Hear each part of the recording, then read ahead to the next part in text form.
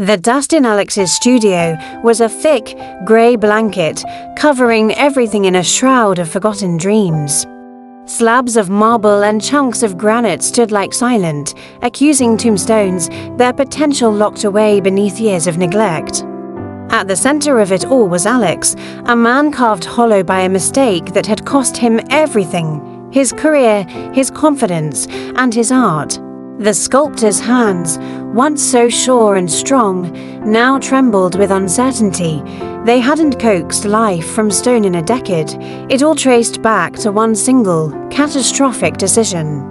Alex had been on the cusp of greatness. Commissioned to create a centerpiece for the new city hall, the pressure was immense. The deadline suffocating. In a moment of sheer panic and hubris, he'd taken a shortcut, using a cheaper and tested bonding agent to join to massive pieces of marble. He convinced himself it would hold, that no one would ever know. He was wrong. A week after the unveiling, a hairline fracture appeared. Then another. Within a month, the magnificent sculpture, his supposed masterpiece, had to be dismantled for safety reasons. The scandal was public and brutal. The whispers of fraud and hack followed him everywhere until they became the only voice he could hear inside his own head. He packed up his tools, locked his studio door, and walked away. His sister, Eleanor, was the only one who refused to let him disappear completely. She'd call every Sunday, her voice a gentle, persistent hum against the static of his self-imposed exile. She never mentioned the sculpture, never pushed him to return to his art. Instead, she'd talk about her garden, the funny thing her cat did, or a book she was reading. But this week, her call was different. "Alex," she said, her voice softer than usual, "I was at church this morning, and the choir sang an old hymn. It made me think of you." Alex grunted, expecting a lecture. "It's called Just As I Am," she continued, ignoring his gruffness. "The words, they're about coming back, not when you're perfect, but when you're wounded and waiting, just as you are." She didn't say anything more. She didn't need to. The words hung in the air long after they hung. Up, a single, clear note in the dissonance of his life. Just as I am. The phrase echoed in his mind for days. Wounded and waiting. He felt that. He was the very definition of it. Could it be that simple? To be accepted, flaws and all. The idea felt foreign, almost dangerous.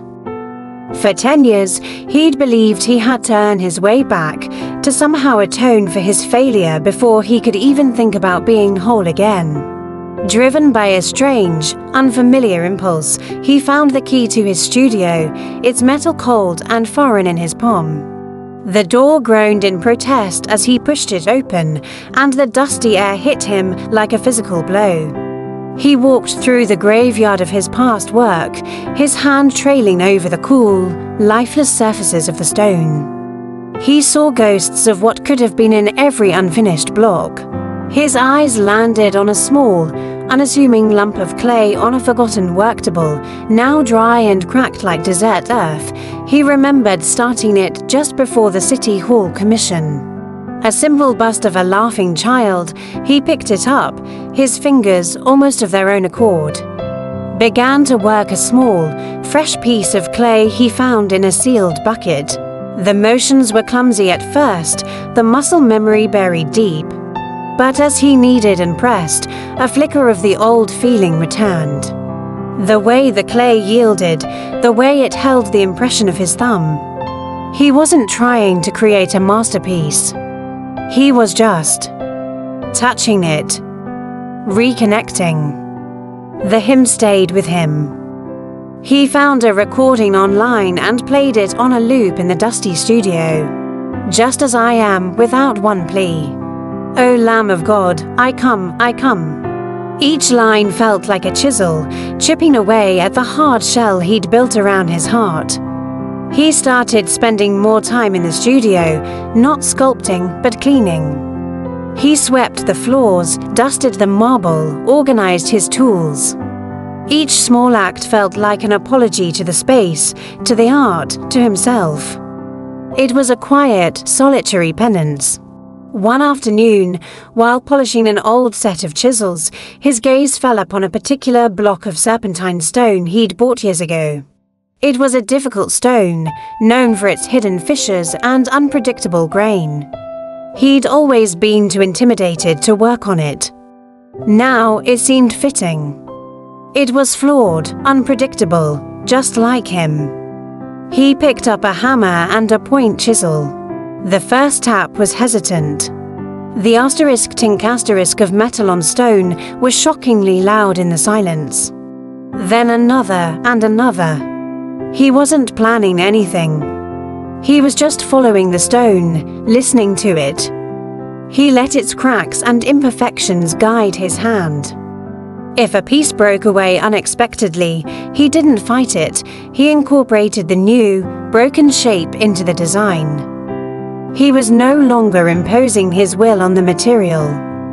He was collaborating with it. Days bled into weeks. Alex worked, fueled by cheap coffee and the simple melody of the hymn. He rediscovered the rhythm of his craft, the slow, patient abrasion of the rasp, the delicate dance of the caliper, the final, satisfying polish that brought out the stone's inner light. He was covered in dust, his muscles ached, and he had never felt more alive. He wasn't making a sculpture to prove his worth to the world. He was making it to prove he could still exist within it. Eleanor visited one Sunday, letting herself in quietly. She found him standing before the finished piece. It was an abstract form, full of flowing lines and sharp, broken edges. It wasn't perfect. You could see the fissures, the places where the stone had resisted and broken. But instead of hiding them, Alex had polished them, making them part of the sculpture's beauty. Light caught in the fractured planes, creating a complex, breathtaking pattern. It was a story of brokenness and healing told in stone. Eleanor walked around it, her eyes wide. She didn't need to ask what it meant. She could see it. She saw the pain of the past decade, the struggle, and the final, fragile acceptance. "It's beautiful, Alex," she whispered, her voice thick with emotion. Alex looked from the sculpture to his sister, his oldest friend and staunchest ally. A slow smile spread across his face, the first genuine smile she'd seen in 10 years. "I know," he said. And in that moment, he wasn't a failure or a fraud. He was a sculptor. Standing in his studio, covered in dust, with the echo of an old hymn in his heart. He was wounded, he was waiting, and he had finally come home to himself. Just as he was. Thank you for watching. If this story resonated with you, consider subscribing for more tales of transformation and hope. We'll see you in the next one.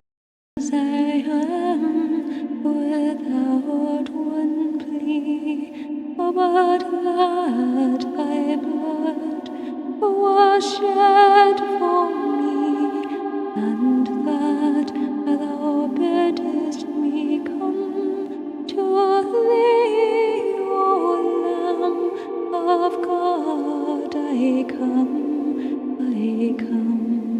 oh, just as I am, and waiting not to rid my soul of one dark blot, to thee whose blood can cleanse each spot, O Lamb of God.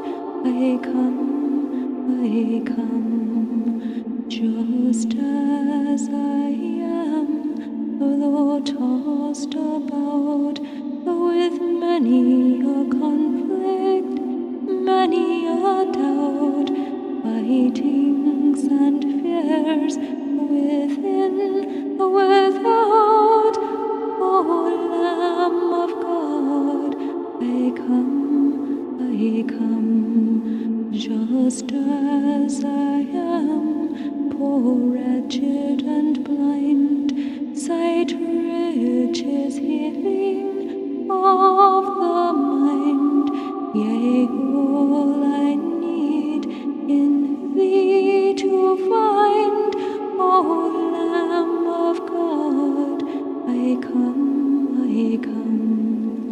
just as I am, thou wilt receive, wilt welcome, pardon, cleanse, relieve, because thy promise I believe.